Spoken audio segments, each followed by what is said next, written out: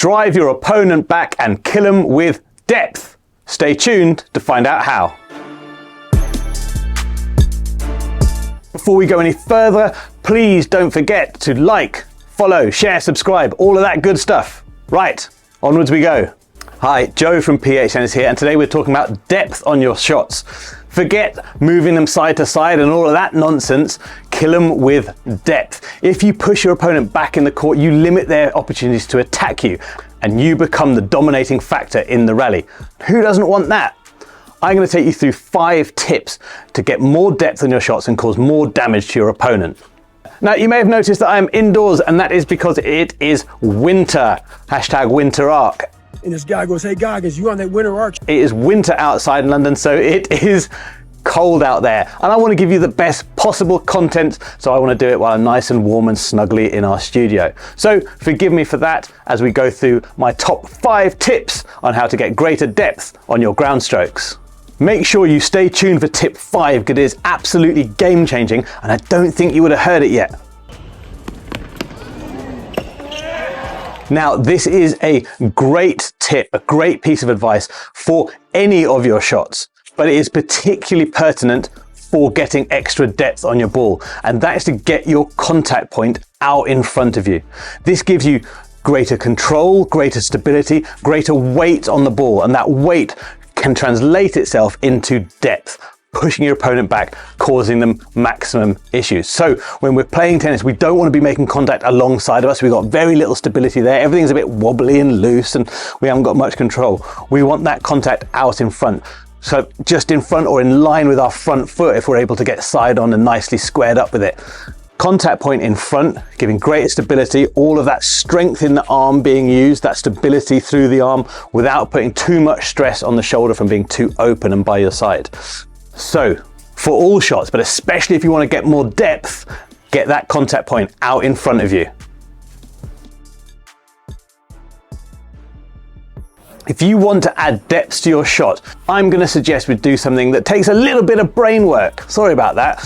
What we're going to do is, rather than striking one ball, we're going to imagine we are striking through 4 balls, 4 points of contact. Essentially, what we are doing here is we are lengthening that swing out.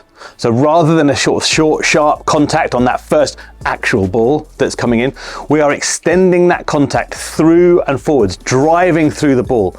Now, whether you're using a lot of topspin or a lot of slice or whatever, that doesn't matter. What matters is that contact zone, rather than a contact point, that contact zone is lengthened out, longer contact through the ball, giving more weight and therefore more depth. If you're able to do this, if you're able to get your contact in front and drive through it, imagining you're going through 1 ball, 2 balls, 3 balls, all the way through a 4th ball before you finish that swing upwards, you are going to drive the ball deep and cause your opponent nightmares. Give it a go.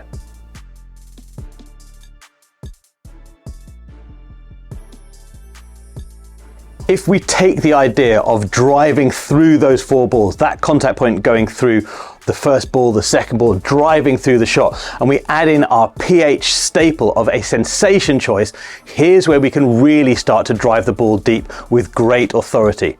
So we're going through those 4 balls, we've lengthened our swing to get greater weight and greater depth, but we're going to pick a sensation that allows us to do that, allows us to create depth. So that might be a brush that goes long and through the ball, sending it deep with lots of topspin. It might be a drive crushing through it, but things like a stab or a poke or a chop, that's not going to do it. That's not going to drive through the ball. That's not going to send the ball long. That's not going to create the depth that you need. So drive through it, pick a sensation that is going to feel right to get that depth, be it a brush, a drive, a roll. Find what that shot actually feels like. So when you are getting that right depth, think to yourself, what does it feel like when I strike the ball? And we're going to replicate that feeling, because feelings are faster than thoughts. And if we're using our feelings, we're going to be able to replicate it with much greater accuracy and therefore much greater consistency. You're welcome.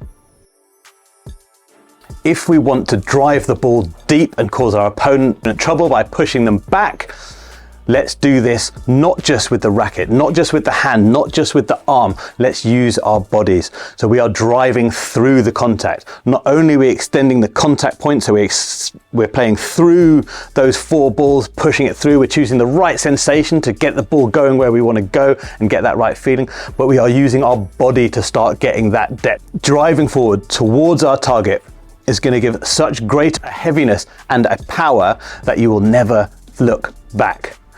Set up nice and calm, drive through the ball, body weight going towards your target, and watch those players get driven back and infuriated with the depth you are creating.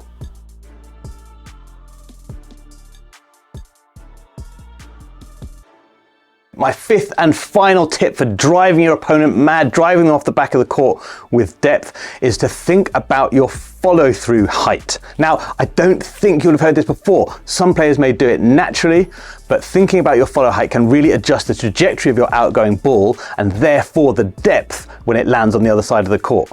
If you keep your swing low and sort of round and underneath your shoulder, you're going to get a whippier sensation. You're going to get the ball staying lower. You still might get a lot of topspin, but you're unlikely to get a lot of depth. As you bring it up round the shoulder in a more classic way, you're going to create more topspin. You're going to start sending the ball deeper. Essentially, the further back you are and the higher you go with your swing up and over that shoulder on that follow through, that's how you're going to start creating real depth. We want the ball to be dropping.